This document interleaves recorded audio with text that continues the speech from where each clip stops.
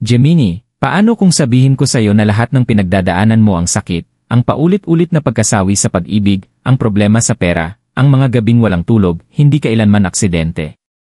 Paano kung kinumpirma ng tarot na ang siklong ito ay itinakdang matapos sa'yo at sa mismong sandaling marinig mo ang mensaheng ito, magsisimula ng magbago ang iyong kapalaran? Isipin mo ang isang buhay kung saan sa wakas ay bumubukas ang mga pintuan, kung saan dumadaloy na ang mga biyaya, at ang mga pasaning matagal nang umalipin sa iyong pamilya ay tuluyan ng mawawala. Manatili ka dahil ang malalaman mo ngayon ay hindi lang magbabago ng iyong hinaharap, kundi ng buong buhay mo. Gemini, sa kaibuturan ng iyong puso, palagi mong alam na paulit-ulit kang hinihila ng buhay sa parehong mga sitwasyon. Pag-ibig na nagsisimula sa apoy pero nagtatapos sa katahimikan. Pera na dumarating sa iyong mga kamay pero agad ding nawawala. Mga pagkakataon na tila biyaya, ngunit sa huli ay nagiging pasanin. Ang paulit-ulit na siklong ito ay naging anino mo ng napakatagal. Pero heto ang katotohanang ibinunyag ng tarot, hindi ito kailanman naging parusa. Ito ay paghahanda.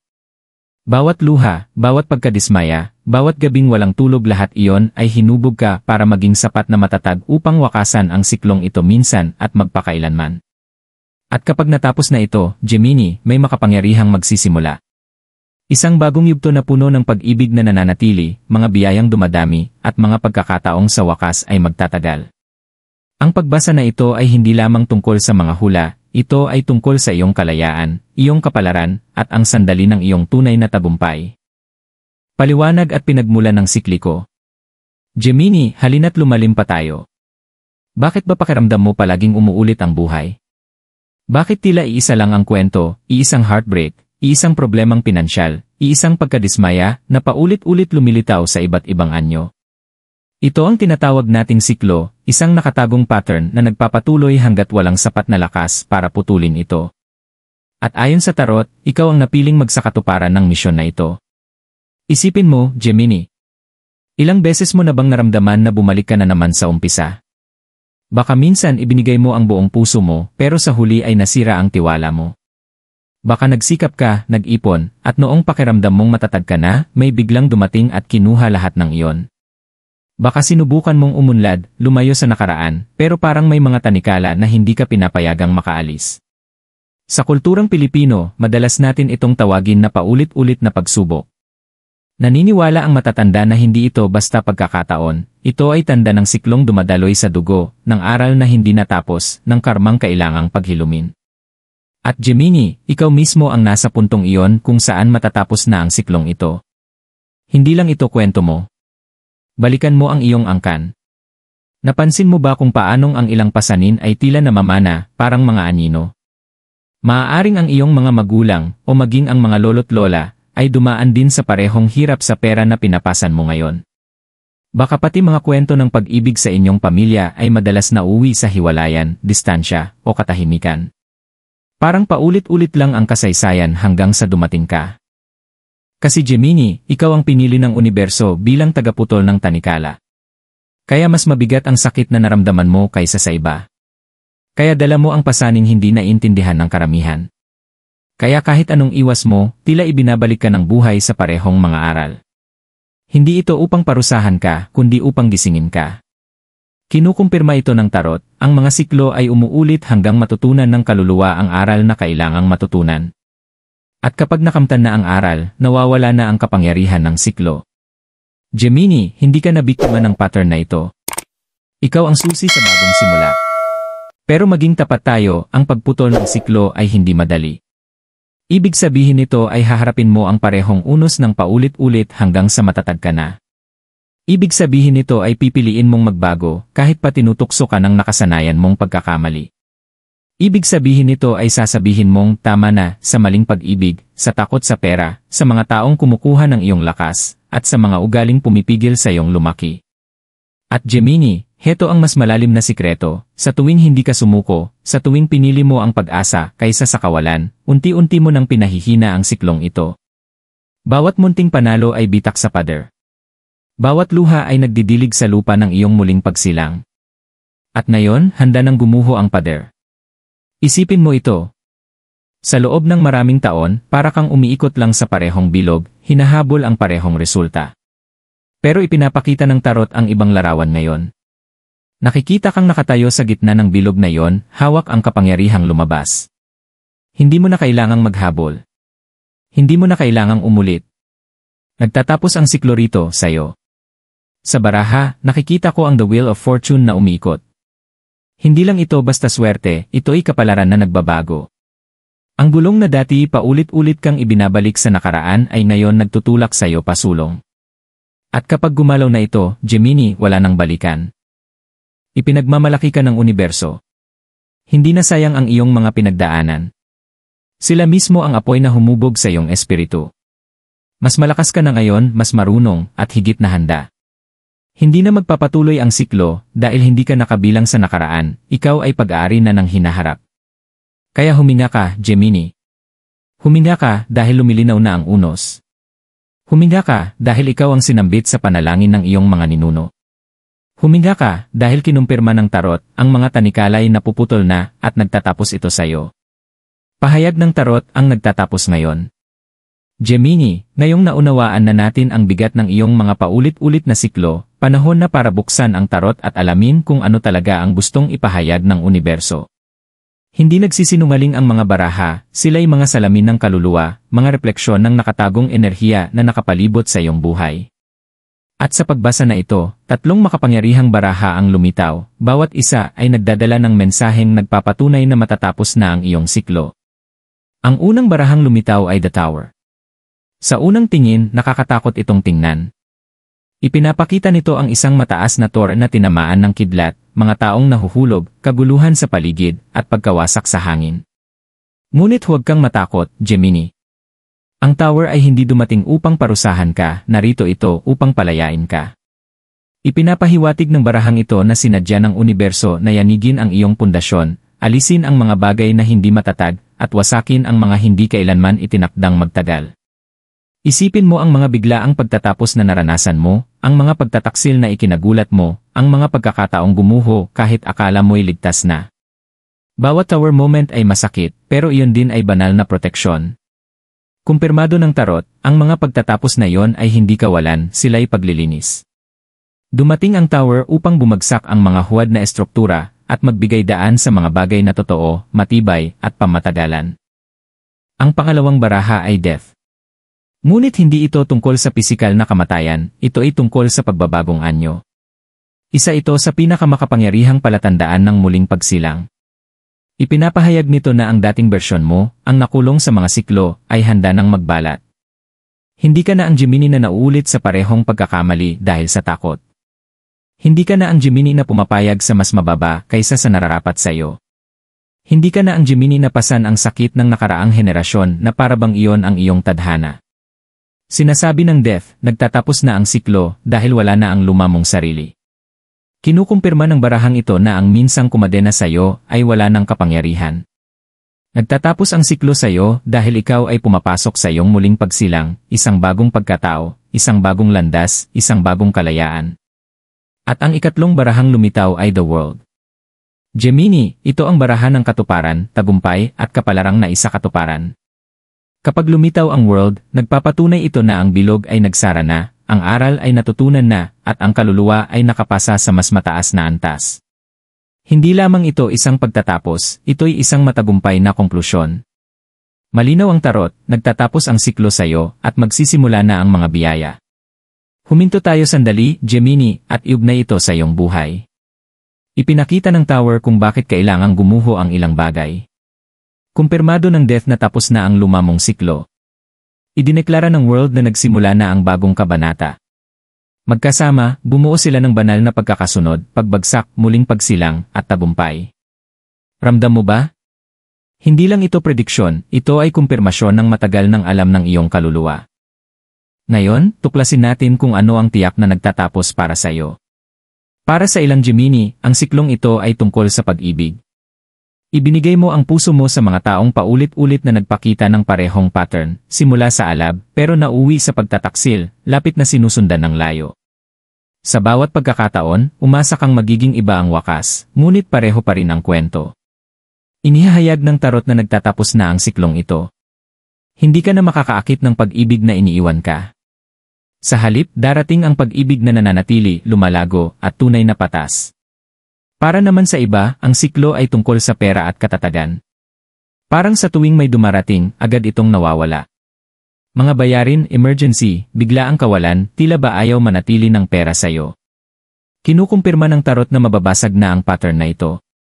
Papasok ka sa bagong agos kung saan ang kasaganaan ay hindi na pansamantala kundi tuloy-tuloy, dumarami, at tiyak. At para sa marami, ang siklong ito ay tungkol sa pamilya o ancestral karma.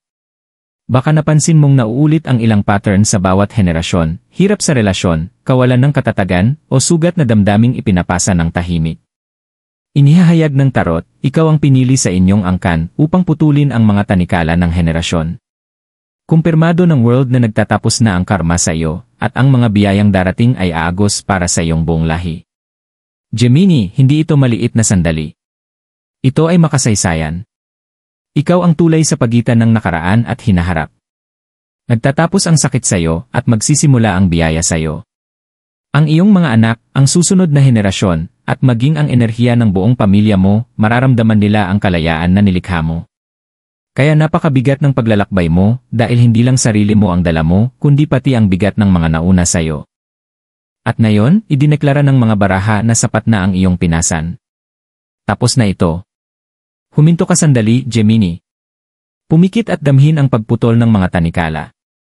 Isipin mong bumubukas ang bilog.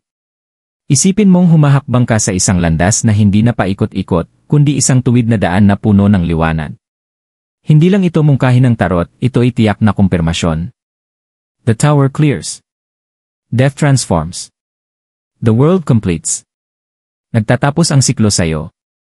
Ngunit may higit pa. Sinasabi ng tarot na sa oras na matapos ang siklong ito, biglang magbabago ang iyong enerhiya at mabilis na daragsa ang mga bagong oportunidad. Kung saan may kawalan, magkakaroon ng kasaganahan. Kung saan may pagkawala, darating ang pagdami. Kung saan may sakit, darating ang pag-ibig na magtatagal. Gemini, ito ang dahilan kung bakit napakalakas ng pagbasa ngayon. Hindi lang ito nagsasalaysay ng iyong kwento, ito ay nagdedeklara ng iyong breakthrough. Ikaw ang tanda ng duality, ng kambal, ng pagpili. At ang pipiliin mo ngayon, na lumabas mula sa lumang siklo at pumasok sa bago, ay siyang huhubog sa iyong buong kapalaran. Kaya't makinig. Huwag ka nang lumingon. Huwag matakot sa mga pagtatapos. Huwag tanungin kung bakit kailangan pang masaktan. Malinaw ang mga baraha, ang sakit ay paghahanda, ang pagtatapos ay pagbabagong anyo, at ang hinaharap ay tabumpay. Gemini, tapos na ang siklo. Kinumpirma ng tarot, nagtatapos ito sa'yo. Gabay at mga hakbang para kay Gemini. Gemini, ngayong kinumpirma ng tarot na nagtatapos ang siklo sa'yo, ang tanong ay, ano ang susunod mong gagawin? Paano ka hahakbang patungo sa bagong yugto na may lakas, kaliwanagan, at pananampalataya? Ipinapakita ng mga baraha hindi lang kung ano ang nagtatapos, kundi kung paano mo iaayon ang sarili mo sa mga biyayang paparating. Unang hakbang, pagbitaw. Hindi mo maaaring dalhin ang bigat ng lumang siklo sa bago mong kabanata. Ibig sabihin nito ay kailangang pakawalan ang sakit, tampo, pait, at takot na kumadena sa'yo. Gemini, dumaan ka na sa heartbreak, pagkadismaya, at kawalan, ngunit hindi iyon ang iyong pagkakakilanlan. Mga aral lamang ang mga iyon, at ang mga aral ay kinikilala, tapos ibinibitaw. Isipin mong may dala kang mabigat na bag na puno ng bato. Ang bawat bato ay kumakatawan sa nakaraang sugat, pagtataksil, problemang pinansyal, o pangakong napako. Hanggat dala mo ito, hindi ka makakatakbo ng malaya. Hinihiling ng tarot na ilapag mo ito. Bitawan mo. Magtiwala ka na hinubog ka na ng mga karanasang iyon, at hindi mo na kailangang pasanin pa. Ikalawang hakbang, pagpapatawad. Ngunit ang pagpapatawad ay hindi nangangahulugang tama ang ginawa nila. Hindi nito binubura ang sakit o pinapawalang bisa ang pagtataksil. Ang pagpapatawad ay hindi para sa kanila, ito ay para sa iyo. Sa pamamagitan ng pagpapatawad, pinuputol mo ang enerhiyang tali na nagdurugtong sa iyo sa siklo. Tinatanggal mo ang apoy na nagpapanatili nito. Gemini, karapat-dapat ka sa kapayapaan. Karapat-dapat kang lumaya mula sa bigat ng sama ng loob. Magpatawad ka upang ikaw ay makabangon. Ikatlong hakbang, pag-angkin ng iyong kapangyarihan. Matagal ka nang pinaniwala ng siklo na wala kang kapangyarihan. Paulit-ulit nitong ibinulong na kahit anong gawin mo, pareho pa rin ang wakas. Pero heto ang katotohanan ng tarot, hindi ka walang magagawa, makapangyarihan ka. Bawat desisyong gagawin mo ngayon ay may kakayahang baguhin ang iyong kapalaran. At sa mismong sandaling sabihin mong, hindi ko na ulitin ito, sumasagot ang universo sa iyong desisyon ng suporta. Paano mo angkinin ang iyong kapangyarihan? Simulan sa mga salita. Sabihin araw-araw, I break the cycle. I am free. I welcome love, wealth, and peace into my life. Protektahan ang iyong enerhiya. Hindi lahat ay dapat may akses sa'yo, Gemini. Ingatan ang oras, espasyo, at puso mo. Pumili mula sa karunungan, hindi mula sa takot. Kapag may taong nagpaalala ng lumang pattern, itanong mo, ito ba'y tunay na pag-ibig o isa na namang pagsubok? Ika-4 na hakbang, espiritual na pagkakahanay. Gemini, ikaw ay isang air sign, mabilis mag-isip, mausisa, laging gumagalaw. Pero ang pagputol ng siklo ay nangangailangan ng pag-ugat ng iyong espiritu. Gumawa ng mga ritual araw-araw na umaayon sa mataas na enerhiya. Sindihan ang kandila at magtakda ng intensyon bago magsimula ng araw. Maglagay ng barya sa iyong pitaka bilang simbolo ng pangmatagalang kasaganaan. Bulungan ng pasasalamat ang gabi bago matulog. Ang maliliit na hakbang na ito ang mag-ugat ng iyong espiritu sa biyaya at proteksyon. Ika-5 hakbang, pagtitiwala sa intuisyon. Sa nakaraang siklo, baka napapansin mong hindi mo pinapansin ang boses sa loob mo. Alam mong may mali pero nanatili ka. Ramdam mong may ibang intensyon pero binigyan mo pa rin ng pagkakataon. Nakita mo ang mga red flag pero umasa ka pa rin sa pagbabago. Gemini, kailanman ay hindi nagkamali ang iyong intuisyon. Ginagabayan ka nito pero pinahina ka ng siklo sa pagtitiwala sa sarili. Ngayon, habang nagtatapos ang siklo, lalo pang lalakas ang iyong intuisyon. Pagtiwalaan mo ito. Kapag may gumugulo sa iyong espiritu, pakinggan mo. Kapag may bagay na tila akma, sundan mo. Habang mas pinakikinggan mo ang iyong intuisyon, mas lalayo ka sa mga lumang pagkakamali. Ika-6 na hakbang, tapang na pumili ng iba. Tandaan, nagpapatuloy ang siklo kapag inuulit natin ang parehong pagpili. Susubukan ka ng universo, Gemini. Maaaring ipadala nito ang isang tao mula sa nakaraan upang makita kung handa ka na talagang mag-move on. Maaari nitong ipakita ang isang oportunidad na pamilyar para lamang suriin kung natutunan mo na ang aral. Kapag nangyari ito, pumili ka ng iba. Sabihin mong hindi sa mga bagay na humihigop ng iyong lakas at sa mga bagay na nag-aangat sa iyo. Ika-7 hakbang, pananampalataya. Gemini, hindi ito katapusan ng iyong kwento, ito ang simula ng iyong tagumpay. Ngunit upang yakapin ito, kailangan mo ng pananampalataya. Pananampalatayang hindi nasayang ang iyong mga pakikibaka. Pananampalatayang may plano ang universo para sa iyo. Pananampalatayang kahit hindi mo pa nakikita ang buong larawan, unti-unting bumubukas ang landas. Narito ang magagawa mo ngayon. Huminga ng malalim at sabihin ng malakas, I break the cycle. It ends with me. Isulat ang lahat ng bagay na handa mong bitiwan, mga pangalan, alaala, takot, at sunugin ang papel bilang simbolo ng paglaya. Sindihan ang puting kandila at magtakda ng intensyon para sa bagong kabanata, kapayapaan, pag-ibig, kasaganaan, at katatagan. Simulan ang umaga sa pasasalamat. Sa tuwing sasabihin mo ang isalamat, mas maraming biyaya ang iyong iniimbitahan. Gemini, kinumpirma ng tarot na nagtatapos na ang iyong siklo, pero nasa iyo ang kapangyarihang lumakad sa bago. Sa pamamagitan ng pagbitaw, pagpapatawad, pag-angkin ng kapangyarihan, pagkakahanay, intuisyon, tapang, at pananampalataya, hindi mo lang mababasag ang siklo, kundi lilikha ka ng bagong landas na puno ng liwanag. Tandaan mo ito, hindi ka isinilang upang magdusa ng walang hanggan. Isinilang ka upang bumangon. At matagal nang hinihintay ng universo ang sandaling ito, ang oras na makita mo kung sino ka talaga. Gemini, ito ang iyong gabay. Ito ang iyong hakbang. At ito ang iyong tadhana. Mga biyayang darating matapos ang pagtatapos ng siklo. Gemini, ngayong naputol na ang siklo, ipinapakita ng tarot kung ano ang naghihintay sa kabilang panig. At hayaan mong sabihin ko ito, ang mga biyayang darating ay hindi maliit, kundi tunay na magbabago ng iyong buhay. Hindi kailanman kumukuha ang universo ng hindi nagbibigay kapalit. Bawat luha, bawat sakripisyo, bawat heartbreak na tiniis mo ay naging binhi ng kasaganaan, at ngayon, handa na silang mamulaklak. Unang biyaya, pag-ibig. Gemini, tapos na ang paikot-ikot na pagtaka sa mga taong hindi alam ang iyong tunay na halaga. Ipinapakita ng tarot na kapag natapos ang siklo, ang puso mo ay hihikayat ng pag-ibig na nananatili. Para sa ilan, ito ay bagong tao na darating sa iyong buhay na may katapatan, katapangan, at tunay na malasakit. Para naman sa iba, ito ay pagbabagong magaganap sa kasalukuyang relasyon, mas malalim na komunikasyon, paghilom ng sugat, at mas matibay na samahan kaysa dati. Hindi na ito tulad ng nakaraan, ito ay matatag, mapag-aruga, at para sa iyong kinabukasan. Ikalawang biyaya, kayamanan at katatagan.